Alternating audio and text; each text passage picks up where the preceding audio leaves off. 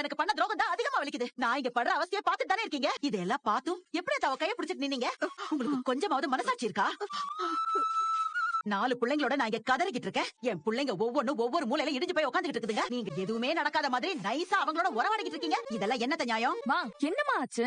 யார் கூட உறவாடினா? உன் பாட்டி தாண்டி புதுசா வந்தவங்களோட உறவாடிக்கிட்டு இருக்காங்க. நம்ம குடிய கெடுக்கிறதுக்காகவே கத்தார்ல இருந்து கிளம்பி வந்திருக்கே ஒரு குடும்பம். அந்த குடும்பத்தோட நின்னு அந்த பிள்ளைங்களோட கைய பிடிச்சி ஆறுதல் சொல்லிட்டு இருக்காங்க. ஐயோ சாரதா, நான் ஆறுதல்லாம் சொல்லலடி, நீ தப்பா புரிஞ்சுகிட்டு பேசுற. அப்போ நீங்க அந்த பொண்ணு கைய பிடிச்சி முட்டாள் மாதிரி தெரியுது போல.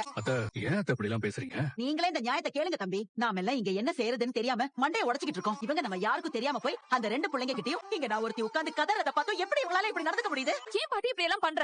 ஐயோ இல்ல கங்கா, நான் அவங்க கிட்ட பேசுறதுக்காக போகல. பிள்ளையாருக்கு பூ வைக்கலான்னு போனேன். அவதான் என்ன புடிச்சு இழுத்து, உங்க மகன் என்கிட்ட உங்களை பத்தி நிறைய சொல்லி இருக்காரு, உங்ககிட்ட இதெல்லாம் சொல்லணும்னு நினைச்சாரு அப்படின்னு ஏதேதோ பேசுறான். எனக்கு ஒரு மாதிரி ஆயிடுச்சுமா. என்ன சொல்லணுமா அவருக்கு? கத்தார்ல அவருக்கு 10 கோடி ரூபாய் லாட்டரி எடுக்கு, அத பத்தி சொல்லணும்னு சொன்னாரா? இல்ல அந்த பசங்களுக்கு கல்யாணம் பண்ண போறேன் வந்து வாழ் அப்படிதானே? ஐயோ இல்ல சாரதா, கோவத்துல எதையாவது பேசாதடி. அவன் சந்தான பேரை சொல்லி சொன்னதும் எனக்கு ஒரு மாதிரி ஆயிடுச்சு. இந்த பிள்ளைங்க மாதிரி தானே அந்த பிள்ளைங்களோன்னு சொன்னா, அதனால தாண்டி நான் ஒரு மாதிரி ஆயிட்டேன். யார் மாதிரி யார் பாட்டி? நாங்களும் அவங்களும் ஒண்ணா? ஐயோ. இத்தனை நாளா பாட்டி பாட்டின்னு உன் பின்னாடி வந்த நாங்களும் அவங்களும் ஒண்ணா? நல்லா கேளுடி, நல்லா கேளு. ஏன் பாட்டி இப்படி எல்லாம் செஞ்சுட்டு இருக்கீங்க? ஏதோ